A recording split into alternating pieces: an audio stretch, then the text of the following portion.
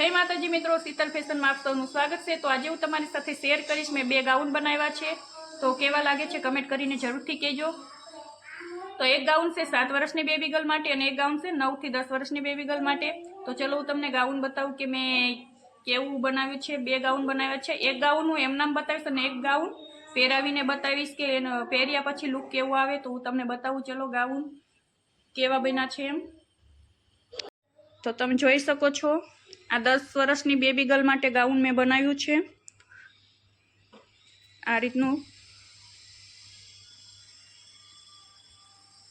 हमें 7 वर्षनी baby girl माटे same आवुं ज छे, पण ई हूँ तमने પહેરાવીને बतावीश के लुक केवुं आवे छे પહેર્યા પછી। तो चलो बतावी दऊं। तो जुओ तमे जोई शको छो आ छे मारी दृष्टि। तो एने मैं गाउन પહેરાવ્યું छे। तो लुक केवुं छे, मतलब केवुं लागे छे कमेंट करजो। जोई ल्यो।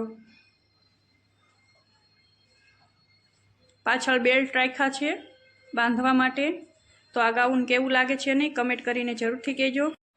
तो जुओ मैं गाउननुं जे कापड़ वध्युं हतुं एमांथी आ ब्रेसलेट टाइप हाथमां फूल बनाव्या छे પહેરવા માટે રબર નાખીને। तो આપણે દ્રષ્ટિને પહેરાવીએ કેવું લાગે છે એમ। तो जो દ્રષ્ટિ બેને પહેરી લીધું છે। तो जुओ हाथमां फूल एने પહેરી લીધું છે। गाउनना મેચિંગના કાપડનું છે। तो કેવું લાગ્યું કમેન્ટ કરીને જરૂરથી કહેજો।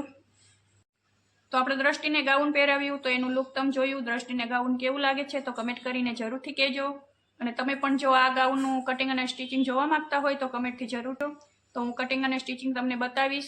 तो आ विडियो ने આપણે एंड आपी दईशुं। तो जय माताजी बधाने।